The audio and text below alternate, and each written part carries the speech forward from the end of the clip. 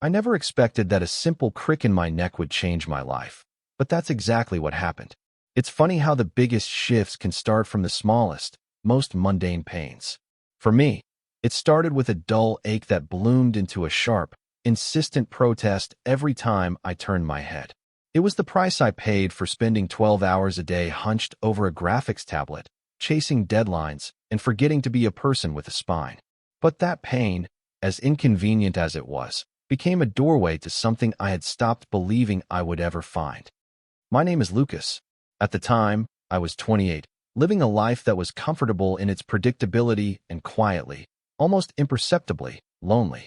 My world was the glowing screen of my monitor, the familiar scent of coffee in my small apartment, and the low hum of the city outside my window. I designed logos and websites for clients I never met, communicating through emails and project management software. It was a solitary existence, but I had convinced myself it was the one I wanted. It was safe. My apartment building was a microcosm of city life. A revolving door of faces in the lobby, polite but distant nods in the elevator. I knew my neighbors by their habits, not their names. The woman in 3B who always burned her toast. The student in 4F who practiced saxophone at precisely 7 in the evening. And then there was the guy in 4C, across the hall from me. Caleb. I learned his name from a package left by his door one afternoon. Caleb. It was a strong name, a solid name. And it fit him. He had moved in about 6 months prior, and my first impression was a collage of masculine cliches. He was tall, with broad shoulders and arms that showed the clear definition of physical work. I'd see him coming in with sawdust on his jeans or carrying planks of wood that seemed impossibly heavy. He had dark, unruly hair that he was always pushing out of his eyes and a smile that seemed both easy and rare. From my carefully constructed distance, I decided he was a contractor or a carpenter. He had the rugged, capable look of someone who could build a house with his bare hands. And, of course, I assumed he was completely, unequivocally straight. He just had that air about him, a self-assured confidence that I, in my quiet and anxious world, found both intimidating and deeply attractive. He was the kind of man you saw in beer commercials, not the kind of man you saw holding another man's hand. That was the story I told myself, anyway. It was easier that way. It kept him safely in the category of unattainable, a piece of scenery in my life rather than a potential participant. Our interactions were minimal, limited to the shared spaces of our floor. A brief, hey, as he unlocked his door while I was leaving mine. A shared, silent elevator ride where I would stare at the floor numbers, hyper-aware of his presence beside me. He had a particular scent, something clean and woodsy, like pine and fresh earth. It clung to him and lingered in the hallway after he passed. For a man I'd barely spoken to, he occupied a surprising amount of my mental real estate. He was a small, bright point of interest in my otherwise muted daily routine. So that was my world. A world of digital screens, solitary meals, and a handsome, unattainable neighbor who smelled like a forest. And it would have stayed that way, I'm sure, if it hadn't been for that stupid, throbbing pain in my neck. It was a Monday when it really took hold, a knot of muscle so tight it felt like a hot coal pressed against my spine. I tried stretching, I tried hot showers, I tried every over-the-counter pain reliever I had. Nothing worked. By Tuesday afternoon, I was in a state of quiet misery. I'd managed to finish a project, but the effort had left me feeling brittle and frayed. I decided a walk to the corner store for a stronger kind of pain cream was in order. I moved stiffly, my head locked in a forward-facing position as if I were wearing one of those ridiculous medical halos. As I was fumbling with my keys to lock my apartment door, I heard the door across the hall click open. "Whoa, you okay, man?" The voice was Caleb's. It was deeper than I'd imagined, with a warm, rumbling quality. I turned my whole body to face him. Since turning just my neck was out of the question. I'm sure I looked as pathetic as I felt. "Oh, hey. Yeah, I'm fine. Just pulled something." I tried for a casual smile, but it probably came out as more of a pained grimace. He leaned against his doorframe, his arms crossed over his chest. His brow was furrowed with what looked like genuine concern. "Looks more than just pulled. That's a serious, can't-turn-your-head situation you've got there." I let out a weak laugh. "Yeah, well, occupational hazard of sitting like a gargoyle all day, my default setting in any interaction was self-deprecation. It was a shield, a way to manage expectations. He watched me for a moment, his gaze analytical. You know, he said slowly, I deal with muscle stuff all the time. Lifting wood, weird angles. I've got this bomb that works wonders. It's like professional grade stuff. My internal alarm bells started ringing. My carefully guarded solitude was being threatened. The thought of this man, this incredibly handsome man, coming into my apartment to offer help was both thrilling and terrifying. So, naturally, I defaulted to polite refusal. Oh, no, that's really nice of you, but I was just heading out to grab something. I'll be fine. He didn't push, but he didn't back down either. He just held my gaze. Okay, well, the offer stands. That stuff from the drugstore is mostly just menthol and wishful thinking. He gave a small, lopsided smile that made my stomach do a little flip. Seriously, Lucas, let me know. He had used my name. I was so taken aback that I just stood there for a second, my keys still in my hand. He must have seen it on my packages, just as I had seen his. But hearing him say it felt different. It made me feel seen, not just as a resident of 4D, but as a person, as Lucas. Thanks, Caleb. I managed to say, my voice a little tight. I appreciate it. He nodded, gave me one last concerned look, and disappeared back into his apartment. I stood in the hallway for a full minute, the encounter replaying in my head. The warmth in his voice, the concern in his eyes, the easy way he offered help. It was a simple, neighborly gesture. But for me, in my isolated world, it felt like a seismic event. The walk to the store was excruciating, and the cream I bought did exactly what Caleb predicted. Nothing. Back in my apartment, the pain was worse than ever. It radiated up into my skull and down my shoulder blade. I sat on my couch, feeling defeated. I thought about his offer. What was the worst that could happen? He'd bring over some muscle rub. I'd say thank you, and that would be it. It would be a little awkward, but maybe it would actually help my neck. The potential for relief was warring with my deep-seated social anxiety. Hope, and a desire for human connection I rarely admitted to myself, won out. Taking a deep breath, I walked across the hall. My heart was pounding as if I were about to defuse a bomb, not knock on a neighbor's door. I raised my hand and knocked. The sound seemed to echo in the quiet hallway. The door opened almost immediately. Caleb stood there, wearing a simple gray t-shirt and worn jeans. He looked surprised to see me. Hey, everything all right? I felt my face flush. Yeah? Hi. So, that stuff you bought at the store? You were right. It's wishful thinking. I gave a small, embarrassed shrug. So, if that offer for your professional grade stuff is still open, I'm officially desperate. His concerned expression melted back into that easy smile. Of course, man. Give me 1 second. He vanished inside, and I heard some rustling. He came back holding not just a small jar, but also a handful of thick, cream-colored candles. I must have looked confused. Trust me, he said, interpreting my expression. The heat helps relax the muscles. And the scent is, you know, calming. He gestured towards my open door with his head. Can I come in? I nodded, stepping back to let him pass. Yeah, sure.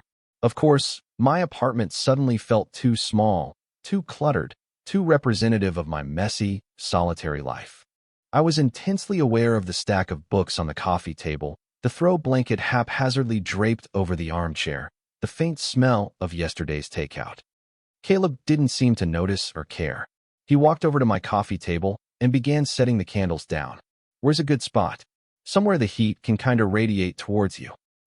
Anywhere is fine, I stammered, feeling like a stranger in my own home. The couch, I guess. He nodded and instructed me to sit on the floor, leaning my back against the couch cushions so he could get to my neck and shoulders easily. I did as I was told, my body stiff with a mixture of pain and nervousness. He used a lighter from his pocket to light the candles, placing them carefully on the table in front of me and on the end table beside the couch. The wicks caught, and small flames flickered to life, casting a warm, dancing glow across the room as the sun began to set outside. A scent began to fill the air. It wasn't the aggressive floral or sugary sweet smell I associated with most candles. This was something else entirely. It was subtle and clean, a mix of lavender, eucalyptus, and something faintly woodsy, like sandalwood. It smelled like calm. It smelled like his hallway scent, but richer, more complex. I make them myself, he said quietly from behind me, as if sensing my unspoken question. It's a hobby. I turned my body to look at him, surprised. You make candles? This rough, hands-on guy who worked with wood also crafted delicate, scented candles? The image didn't quite fit the simplistic picture I had painted of him. He gave a slight, almost shy shrug. Yeah, it's calming. Helps me unwind after a long day. This blend is good for muscle tension. He opened the small jar he'd brought, and the herbal scent intensified. All right, you ready? I nodded, turning to face forward again, my back to him. I was acutely aware of every small sound. The soft crackle of the candle wicks, the distant siren outside, the sound of my own breathing. I felt the couch dip as he knelt behind me. My pulse was a frantic drum against my ribs. This might be a little cold at first, he warned. Then, I felt his hands on my shoulders. His fingers were warm, not cold, and the balm was cool against my feverish skin. His touch was surprisingly gentle, yet firm. He started at the base of my neck, his thumbs pressing into the tight, knotted muscles on either side of my spine. I flinched involuntarily, a sharp intake of breath escaping me. Sorry, he murmured, his voice low and close to my ear. That the spot? Yeah, I breathed out. That's it. He eased the pressure slightly, his hands moving in slow, deliberate circles. He wasn't just slathering on some cream. He knew what he was doing. His fingers found every trigger point, every band of tension, and worked on it with a patient, practiced skill. The initial pain began to subside, replaced by a deep, melting warmth that spread through my shoulders and down my back. The room was quiet for a few minutes, filled only with the soft sounds of his movements and the calming scent of the candles. The intimacy of the situation was staggering. Here I was, in my dimly lit living room, with this man I barely knew, his hands working magic on my aching body. I should have been tense and awkward, but strangely, I wasn't. The pain relief was so profound, and his presence so reassuring, that I found myself relaxing completely. My head lolled forward, and I let out a sigh of pure relief. Better? He asked. So much better, I said, my voice thick with gratitude. You're some kind of wizard. Where did you learn to do this? I could hear the smile in his voice. Like I said, occupational hazard. Me and the guys on site are always trading tips for strains and sprains. But my grandmother was a massage therapist. I guess I picked up a few things. It was another small revelation. A grandmother who was a massage therapist. It added another layer to the man I was trying so hard to keep in a neat, simple box. We fell into an easy conversation. I asked him about his work, and he confirmed he was a custom furniture maker. He had a workshop a few towns over. He talked about the satisfaction of taking a raw piece of maple or cherry and shaping it into something beautiful and functional. He spoke about wood grains and joinery with a passion that was captivating. I found myself opening up, too. I told him about my graphic design work, about the solitude of freelancing, about the weird requests I get from clients. It was the most I had talked to another person in weeks, and it felt surprisingly natural. He was a good listener, interjecting with questions that showed he was actually paying attention. As he worked, his fingers moved from my shoulders up to my neck, gently tracing the line of my spine. The touch was still therapeutic, still focused, but the context had shifted. We weren't just neighbors anymore. We were two people sharing a quiet space, sharing stories. A connection was forming, delicate and tentative, in the warm, candlelit air. He had managed to work out the worst of the knot, the searing pain now just a dull, manageable ache. Feeling looser? He asked, his hands coming to a rest on my shoulders. His palms were warm, and the weight of them was grounding. Incredibly, I said, almost in a whisper. Thank you, Caleb. Seriously, I can't tell you how much better that feels. No problem, he said, and his hands lingered there for a moment. It was just a beat, a few seconds of stillness, but it was long enough for the air to change. It was a small, significant moment. An accidental touch of hands is one thing, but this was a conscious pause. The professional, therapeutic touch became something personal. My breath caught in my throat. In that brief silence, the space between us felt charged with unspoken questions. Then, as quickly as it happened, it was over. He lifted his hands, and the moment passed. He stood up. Just take it easy for the rest of the night. Try not to hunch over any screens. I got to my feet, moving my neck slowly from side to side. The freedom of movement was astonishing. I won't. Thank you. Our eyes met, and for the first time, I didn't immediately look away. I saw something in his expression I hadn't seen before, a flicker of uncertainty, maybe even vulnerability. It was gone in an instant, replaced by his usual friendly smile. "Anytime," he said. "Keep the balm. And the candles." He started towards the door.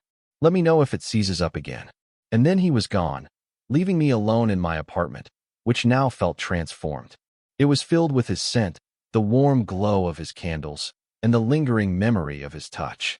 I stood there for a long time, tracing the path his fingers had taken on my neck, a strange mix of relief and a new, unfamiliar kind of tension swirling inside me.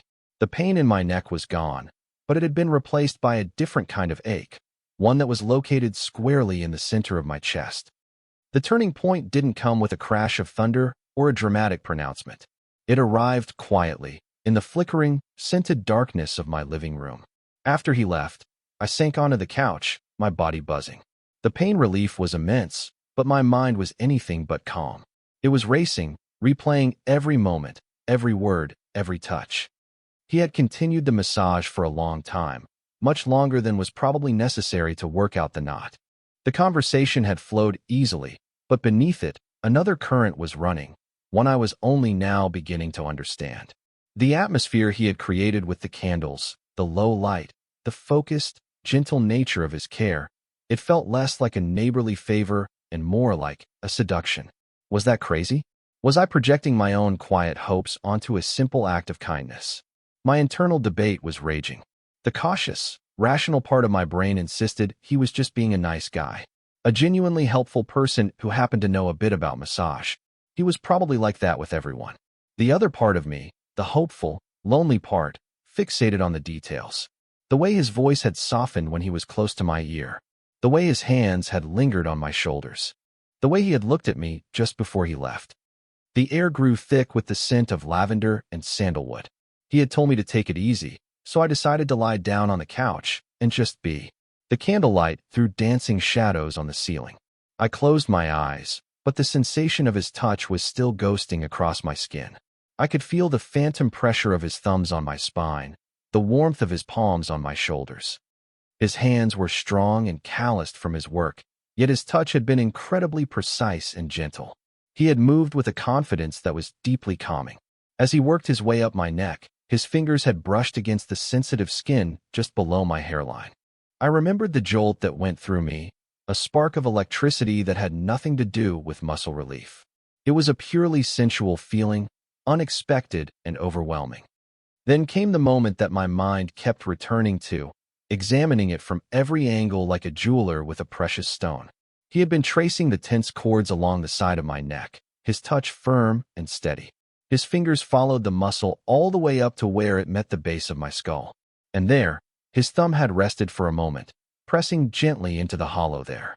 It was a point of extreme sensitivity, and a wave of pure pleasure had washed over me. But it was what happened next that had shattered my composure. Slowly, deliberately, he had leaned in closer. I couldn't see him, but I could feel the shift in the air, the subtle increase in warmth. His breath ghosted across the side of my neck, warm and soft. It was the barest whisper of contact, lasting only a second, but it was unequivocally intimate. My entire body had gone rigid. It was a deliberate act. It had to be. You don't accidentally breathe on someone's neck like that. In that instant, the massage had transformed. It was no longer a clinical application of pressure to a sore muscle. It was a caress. The barrier between us, neighbor and neighbor, helper and helped, had dissolved into something fragile and intensely personal. The air crackled. I had stopped breathing, waiting for what would come next. A word? A kiss. But then he pulled back. He cleared his throat softly, and his hands returned to a more neutral position on my shoulders. The moment was over. He had stepped back from a precipice, leaving me alone on the edge. He finished up quickly after that, and the conversation became a little more stilted, a little more careful, before he made his exit. Had I imagined it? The overactive imagination of a lonely guy, reading deep meaning into a completely innocent gesture? It was possible. It was, in fact, highly probable. And yet, it had felt so real. The memory of his warm breath on my skin was so vivid it made the hairs on my arm stand up even now, alone in the quiet of my apartment. I fell asleep on the couch, surrounded by the dying flames of his candles.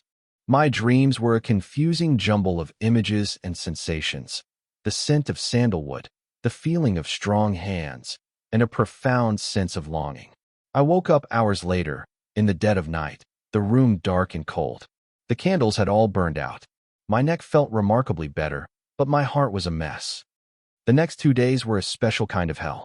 A quiet, internal torment of hope and fear. Every creak in the hallway, every sound from the apartment across the hall, sent a jolt of anxiety through me. I was desperate to see him and terrified of seeing him at the same time. What would I say? How would I act? Would his face betray anything? Our first post-massage encounter happened the next afternoon. I was heading out to get groceries, and as I opened my door, he was coming down the hall towards his. Our eyes met for a fraction of a second. It was like a static shock.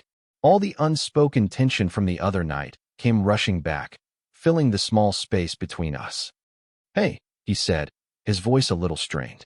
It lacked its usual easy confidence. "Hey," I replied, my own voice barely a whisper. I gave him a small, tight-lipped smile. He gave me a quick nod and fumbled for his keys, his gaze fixed on his own door. He didn't ask about my neck. He didn't smile. He just unlocked his door and disappeared inside without a backward glance. I stood there in the hallway, my grocery bags suddenly feeling very heavy. My heart sank. So that was it. I had imagined everything. He was embarrassed or weirded out by the intimacy of the situation, and now he was avoiding me. The kindness had been just that, kindness. I had built a romantic fantasy out of a simple act of neighborly concern. The shame was a hot flush that crept up my, ironically, pain-free neck. I did my grocery shopping in a fog of disappointment. I felt foolish, exposed. I had let my guard down, allowed myself to hope, and this was the result. Awkward silences and averted gazes in the hallway. This was why I kept to myself. It was safer. Rejection, even perceived rejection, was a bitter pill to swallow. Back in my apartment, I tried to work, but I couldn't focus. My mind kept replaying that hallway interaction. The stiffness in his posture, the quickness of his escape. It was a clear signal. Back off. Forget it happened.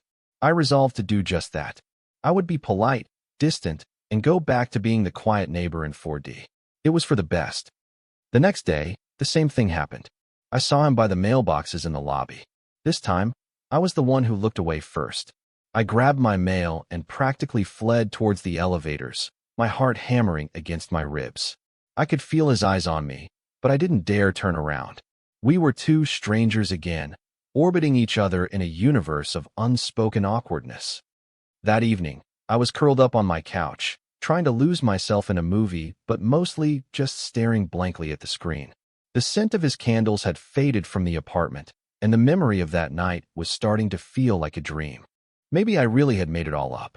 Maybe the combination of pain and loneliness had short-circuited my brain. I replayed the moment with his breath on my neck one last time. I tried to be objective, to strip away my own desires from the memory. Was there any other explanation? Could he have stumbled? Lost his balance? It seemed unlikely. Could he have just been leaning in to speak more softly? Maybe. That was a plausible, non-terrifying explanation. I decided to cling to that one. He was just being quiet. I was an idiot. This internal analysis was exhausting. I was a detective in a case with only one piece of ambiguous evidence, and I was also the only suspect. I was driving myself crazy. I was just about to give up and go to bed, to put an end to the day's round of overthinking, when there was a knock at my door. My blood ran cold. I knew it was him. It had to be. No one else ever knocked on my door. I sat frozen for a moment, my mind racing. What did he want? To ask for his bomb back? To tell me to stop being weird? My anxiety spiked. I considered not answering, pretending I wasn't home. But that felt cowardly. Taking a deep, shaky breath, I got up and walked to the door. I looked through the peephole. It was Caleb, just as I'd suspected. He looked nervous. He was rubbing the back of his neck, a gesture I was now intimately familiar with, and shifting his weight from foot to foot. Whatever this was, I had to face it. I unlocked the deadbolt and pulled the door open. "Hey," I said, trying to sound casual and failing miserably. "Hey, Lucas," he said. He didn't meet my eyes right away, instead focusing on a spot on the carpet just inside my doorway. Can we talk for a second?" My heart felt like it was going to beat its way out of my chest. This was it. The conversation where he sets a boundary and I crawl into a hole of humiliation. Yeah, sure. Come in. I stepped back, and he walked into my apartment for the second time in 3 days. The atmosphere was completely different now. The warm, relaxed intimacy was gone, replaced by a tension so thick I felt like I could taste it. He stood awkwardly in the middle of my living room, his hands shoved into the pockets of his jeans.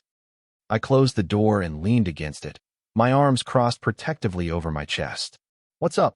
I asked, my voice betraying a tremor I couldn't control. He finally lifted his head and looked at me. His expression was earnest, anxious, and incredibly vulnerable. It was the same look I had seen in his eyes for a fleeting moment the other night. "Look," he started, then stopped, letting out a frustrated breath. "I'm sorry if I've been weird. The last couple of days." I just nodded, not trusting myself to speak. I haven't been able to stop thinking about the other night," he said, his voice low and steady now. "When I was here it comes, I thought. I'm not like that speech. I hope you didn't get the wrong idea conversation." I braced myself.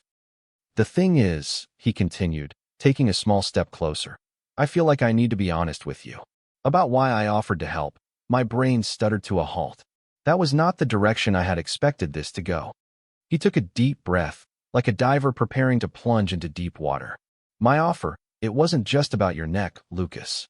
I mean, you were obviously in pain and I wanted to help. But that wasn't the only reason. It was an excuse." My mind was blank. All the scenarios I had played out, all the defensive arguments I had prepared, they all evaporated. I could only stare at him, confused. "An excuse?" He nodded, his gaze unwavering. "An excuse to talk to you. An excuse to come into your apartment. An excuse to get close to you." He said the last few words quietly, as if admitting a profound secret. The world seemed to tilt on its axis. I felt a dizzying rush of disbelief and a wild, soaring hope that was so intense it almost hurt. "What?" The word came out as a choked whisper. "I've wanted to talk to you for months," he confessed, a faint blush coloring his cheeks. "Ever since I moved in. I'd see you in the hall, and I don't know. There was something about you. You have this quiet way about you, but I could see you were always observing things. And you have a really kind smile, when you let yourself use it." He let out a short, self-deprecating laugh. "I'm not good at this stuff." I kept trying to think of a way to start a conversation that didn't sound like a cheesy pickup line. "Hey, you live here?" "I also live here." It all sounded stupid in my head. "Then I saw you the other day, and you were in pain, and it felt like an opening. A real reason to talk to you." I was speechless. I just stood there, leaning against the door for support, trying to process his words. He had been thinking about me? For months? The handsome, confident, straight as an arrow carpenter from across the hall had been trying to work up the nerve to talk to me. "So, I came over," he went on, his voice gaining confidence as the words tumbled out. "And it was even better than I expected. Talking to you is so easy. And then, I think I messed up. When I was, he gestured vaguely towards his own neck. "I got carried away. The room was dark, and the music was on, and you were right there, and I crossed a line. I felt it, and I freaked out afterwards. I thought I'd made you uncomfortable, that I had completely misread everything and ruined my one chance." That's why he'd been avoiding me. Not because he was weirded out by me, but because he was afraid he had weirded me out. The relief was so overwhelming I felt my knees go weak. "You didn't cross a line," I said, my voice finally returning. It was stronger now, clearer. "Caleb, I thought I had imagined it." A look of profound relief washed over his face. "You felt it too?" he asked, his voice full of wonder.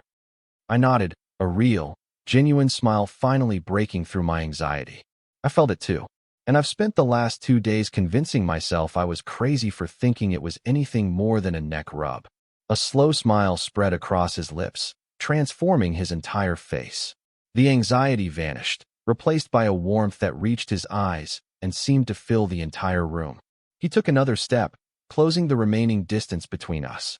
He was so close now I could feel the heat radiating from his body. He smelled faintly of sawdust, and that same sandalwood scent from his candles. "So I wasn't crazy," he murmured, his eyes searching mine. "No," I whispered. "You weren't crazy." He raised a hand, his movements slow and deliberate, as if asking for permission.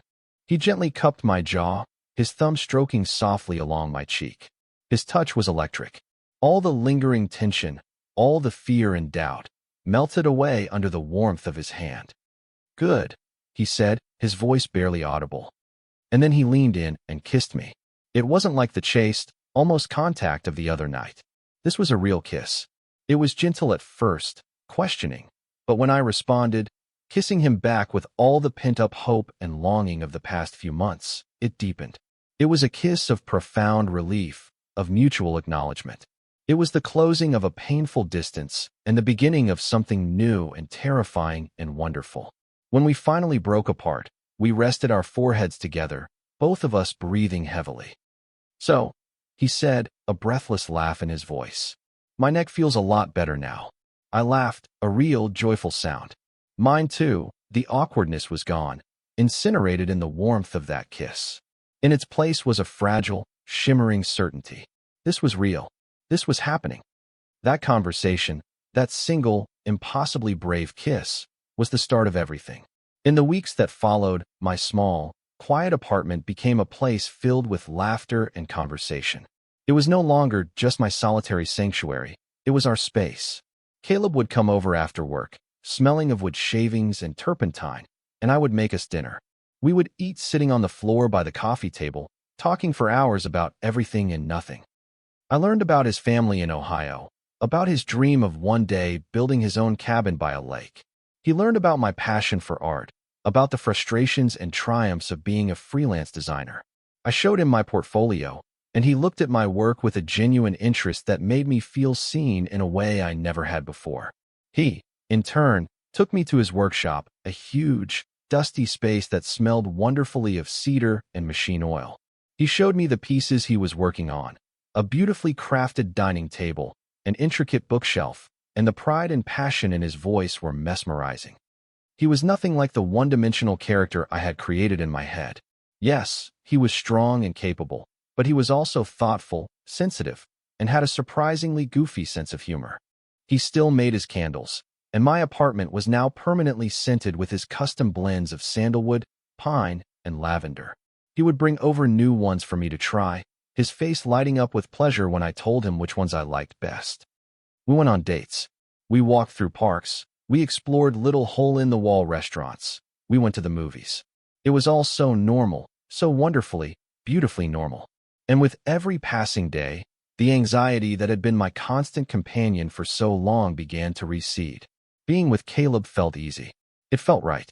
He had a calming presence that soothed the frantic energy in my own mind. He made me feel safe. One Saturday, a few months after our first kiss, we were lying on my couch, tangled up together, watching some mindless show on TV.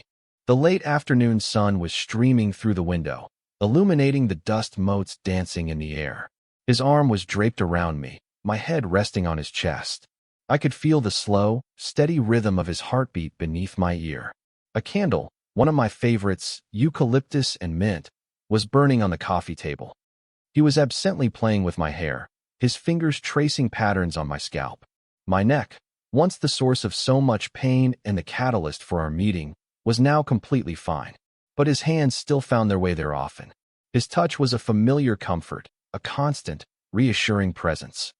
He shifted slightly, his fingers moving down to my neck and shoulders, kneading the muscles there with a practiced ease. It wasn't a therapeutic massage anymore. It was just affection. It was a quiet way of saying, "I'm here. I care about you."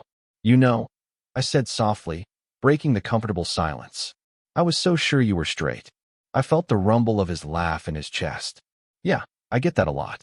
I guess I don't exactly send out a clear signal." He paused, his hand coming to rest on my shoulder. "To be honest, I was pretty sure you were straight too. You were so quiet, always kept to yourself. I was terrified of making a fool of myself." "Me too," I admitted.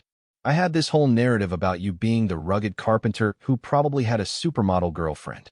He chuckled again, pressing a kiss to the top of my head. "Nope. Just the rugged carpenter who was trying to work up the nerve to talk to the cute, quiet graphic designer across the hall." We fell silent again, but the silence was full of contentment.